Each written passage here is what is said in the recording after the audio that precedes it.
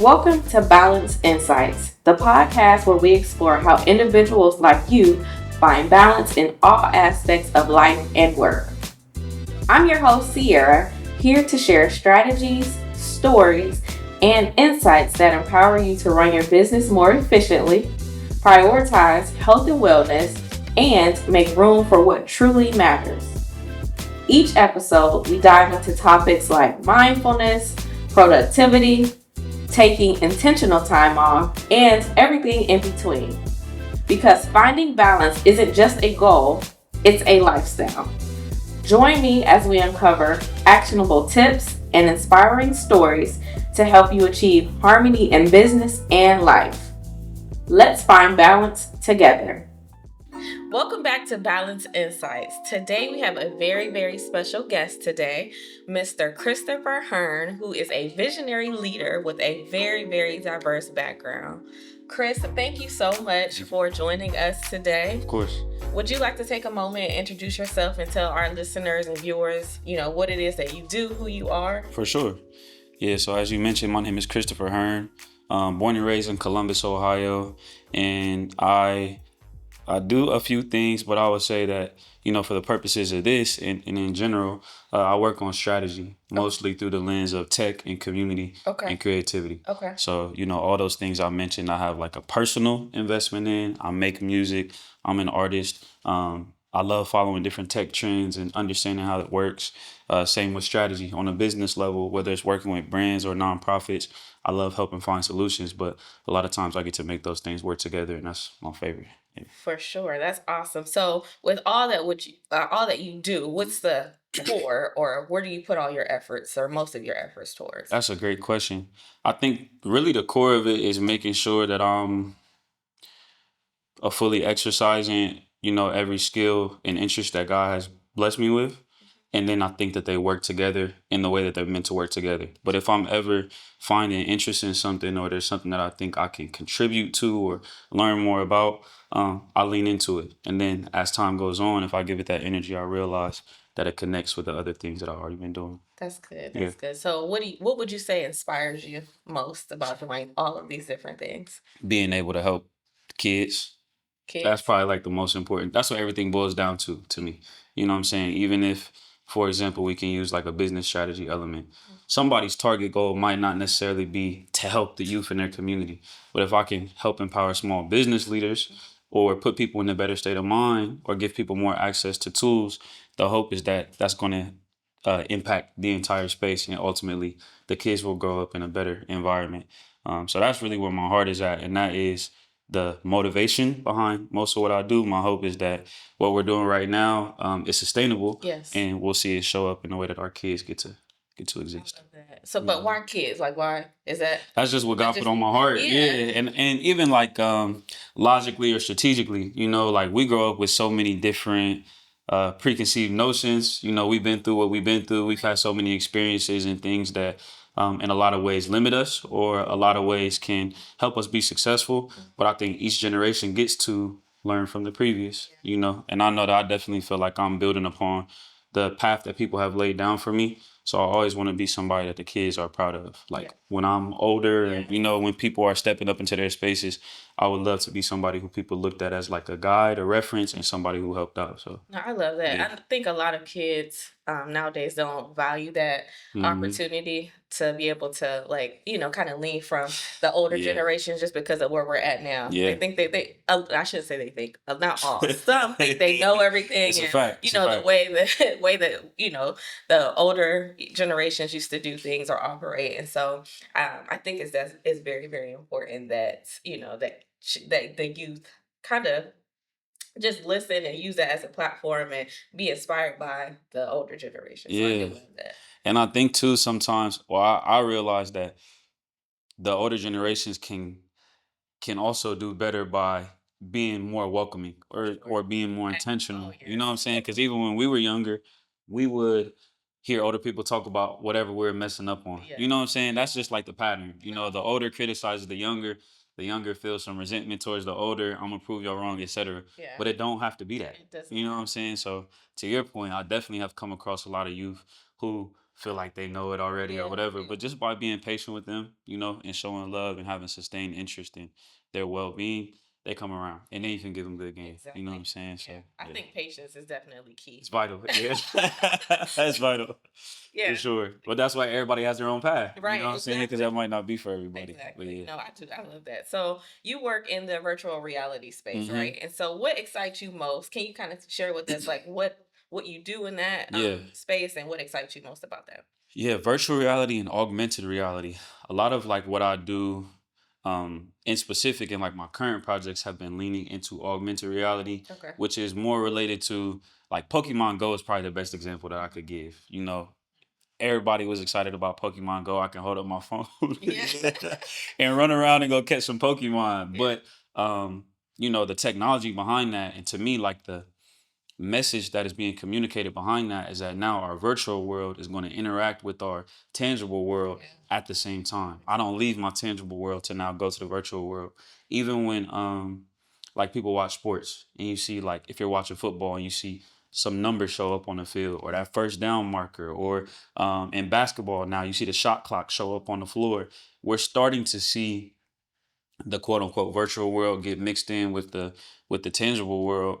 And it's cool from an entertainment standpoint, but what really makes me excited is more like accessibility and learning elements that can be embedded within that. So I would say that's like the foundation of what I'm interested in, why I'm kind of leaning into it, and what some of those experiences are. Got it. Now, do you see this virtual reality? I don't want to call it a trend, but just kind of this evolution. Do you see that this could potentially break down some barriers, like within the communities or underserved communities? Totally. It could do a lot of things, honestly. Who knows? Yeah. I think a lot of times people will say it's great for this reason. Like, don't be scared of it. We should do this. And then some people are like, this is a sign of the end of society. Yeah. You know what I'm saying? Like, and it really could be either. And it might be both. Yeah. You know what I'm saying? But from my perspective, to answer your question, yes, most definitely. And like one example of which I think there are many, but one example is the fact that people talk about you can't be what you can't see. You know what I'm saying? So when we imagine, let's say, a young kid, they're 16 or 17 years old, and in the future they might want to be in a corporate setting, or they might want to travel internationally, or they might want to go meet up or be at a professional sporting event they've never been able to. Virtual reality and augmented reality give you the ability to really enter those spaces without having to be there. I might not be able to afford, a ticket to go to Italy, but I can put on this virtual reality headset and see and hear the sounds of the beach. And it's not to substitute that experience, it's to help prepare you for that experience. So I don't think that it would necessarily be something that I would suggest that it be something that replaces, obviously, our in person experiences, but even just interpersonal skills. Like a lot of kids don't have the ability to sit down and have an actual conversation, make eye contact, have a discussion, and it can help simulate some of those things. So for a lot of different reasons, I do think virtual reality, augmented reality, and things of the sort that really engage with all your senses are helping people get more familiar with certain environments. Got it. So how do we or how do you recommend that if it's an organization or a company that wants to, kind of promote this or incorporate this with the youth or whatever, whatever population they're working with, how would they ensure that this is accessible to whomever they're trying to, leverage the reality space in? I think they need to bring those people around. Whatever you want to do for somebody else, you should pretty much be asking them how it can be helpful to you. Even when we do, like at my job, I work at a company called Canvas Consulting. Okay. And we're a creative agency. We do a lot of strategy, marketing, video, etc. But we are always, before we do anything, before we design anything, a discovery phase is not something that's like new or unique, but we truly figure out who's the audience that y'all want to involve. And we bring them in and have discussions with them to figure out how they want to be interacted with. So similarly, whether it's virtual reality or anything else, I would say that one of the ways you make sure you're helping and not potentially harming or not potentially being ineffective is to make sure that whoever you want to reach is with you as you're putting stuff together. Got it. Got it.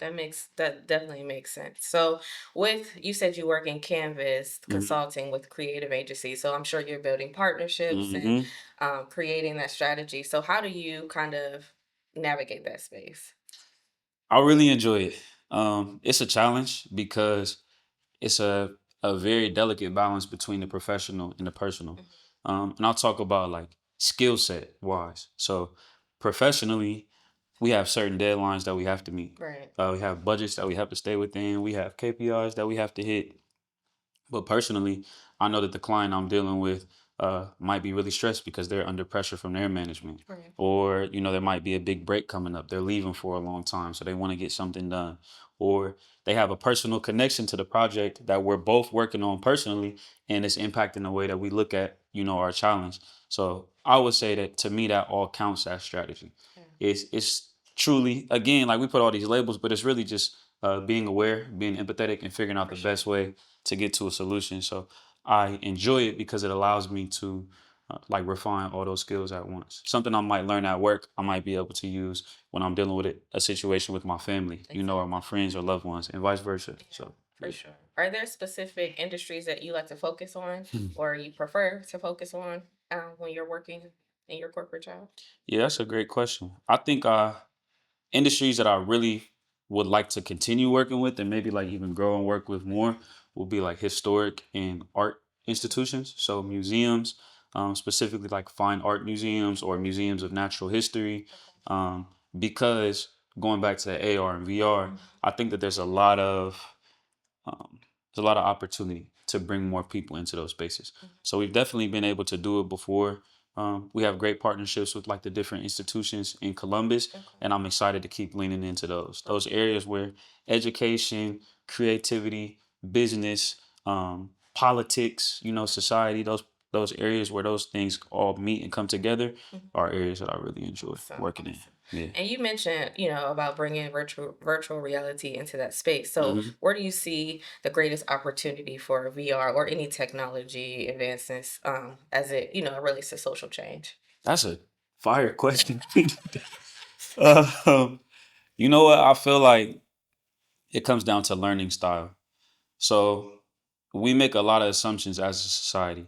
We make the assumption that in order to be intelligent, you have to go to a specific institution and get, certain validation. And we make an assumption that the way you learned was through reading and through intense writing and research and reading these long paragraphs from people who came from a completely different paradigm from you. And if you don't do those things, there's less respect that you get.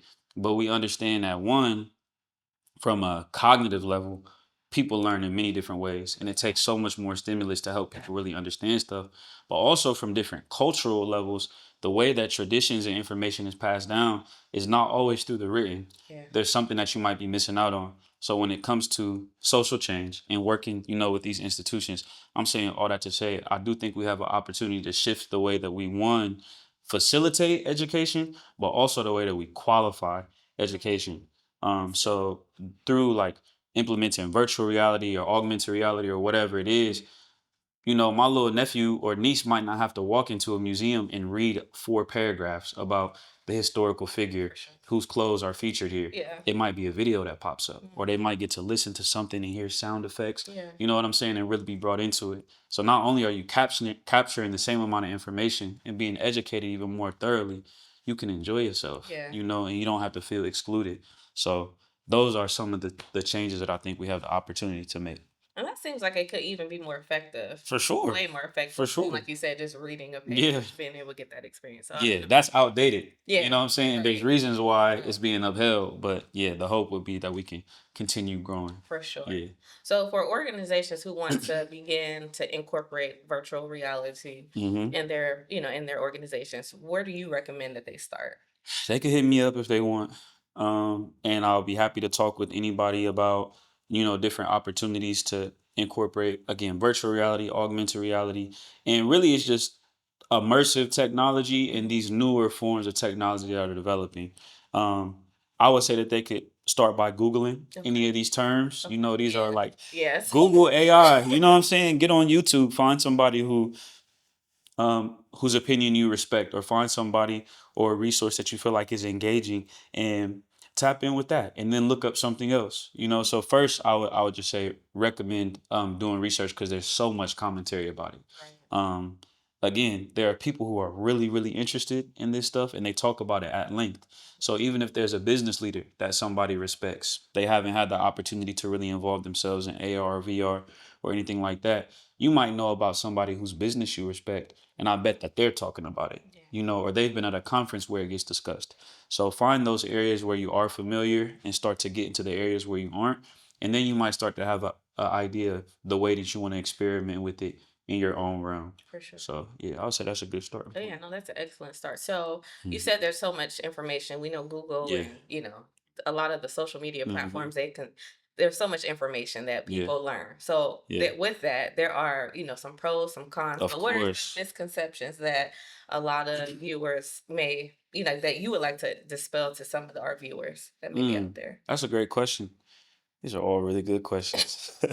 I feel that again, we get ourselves in trouble by making assumptions. So if we assume that one resource is definitely more or less reliable than another resource, we're always going to lose some information or some insights that can be gained by the resource that we decided was not reliable. And then we're also going to accept some misinformation or some lies or some inaccuracies from the resource that we decide is valid. So what I would say is just a general misconception is that we can uh, say anything to an extreme. You have to have your own discernment, and there's actually no replacement for that. Exactly. Even if it's your best friend, your closest loved one, somebody whose opinion and thought you fully respect, if you don't do your due diligence in engaging with whatever they recommend to you, it's not even going to have the intended outcome. So now it's not even about it being right or wrong or reliable or unreliable. It's about the way it connects to you and how you can use it.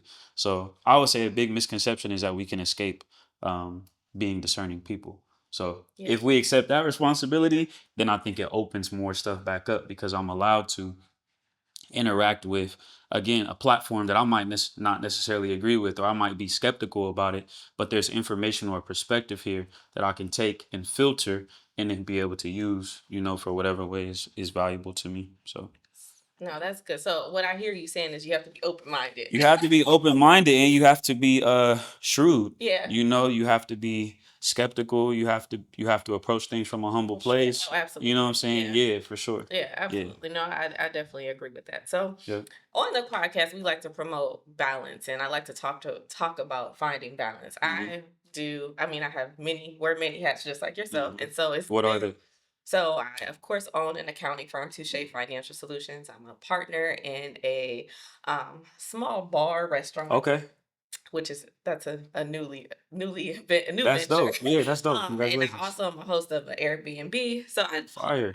I have whole different roles, and Yeah. I'm on a few different boards in Columbus as well. So it takes a lot out of me, and so I'm always trying to find a way to find balance and just bring it back to center so that I don't lose track of like where I'm going in life, because sometimes I feel like I'm spinning, my head is just like turning and turning, and I just find that I'm losing myself. And so I'm really interested in just kind of promoting this, especially within our community, because I don't know about if you feel this way, but I feel that we are in this hustle mode, and we For feel like sure. we have to hustle, hustle, hustle. And For so I sure. just want to kind of bring it back to center for me and not always be in hustle mode. So, what does, if we're talking about the concept of balance, what does that balance mean to you?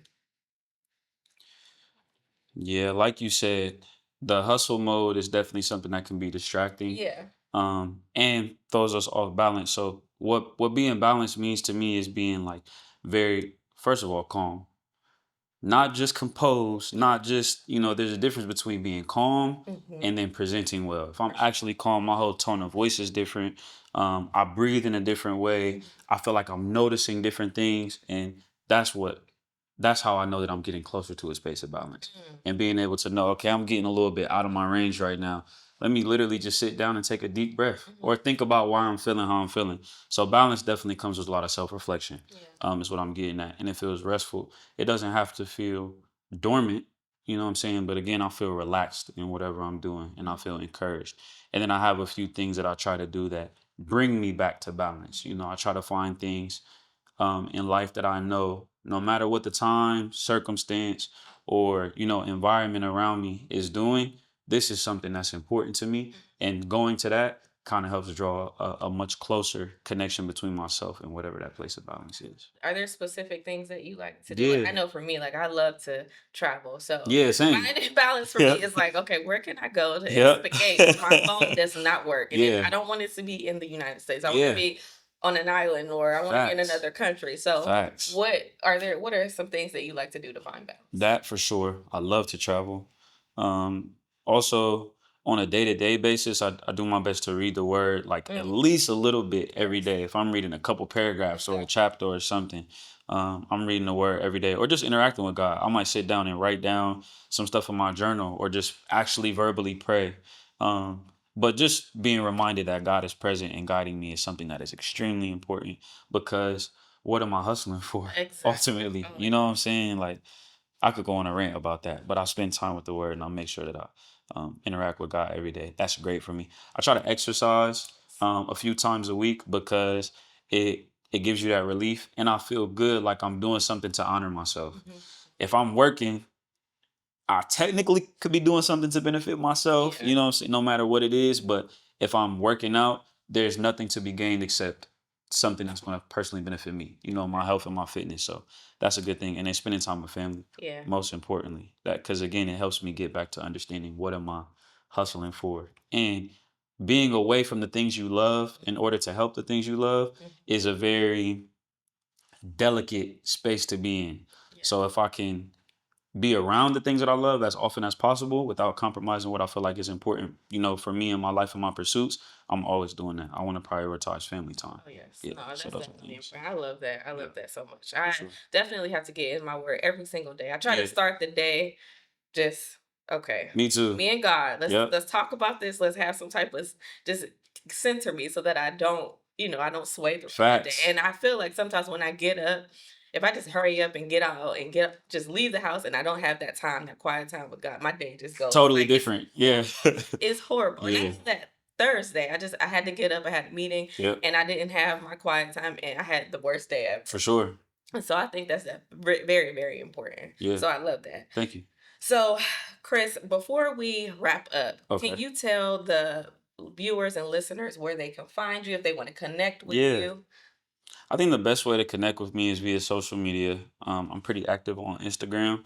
My handle on Instagram is at Seize the World. Okay. CEEZ the World. You can reach out to me there. Via email is always cool as well. My email is Chris R Hearn, HEARN @gmail.com. And I really do be around often. So, you know, if somebody happens to listen to this or sees me and then interacts with me at an event, I'm going to always be willing to connect and have a conversation right there. That's actually what I prefer most.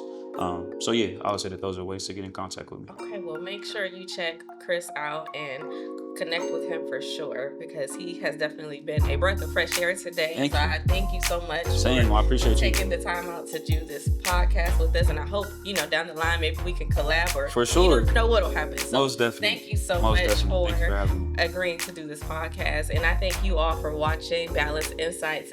This episode, we have a lot more planned for this season, so make sure you like, subscribe, and share this podcast and all of the other podcasts. Thank you so much.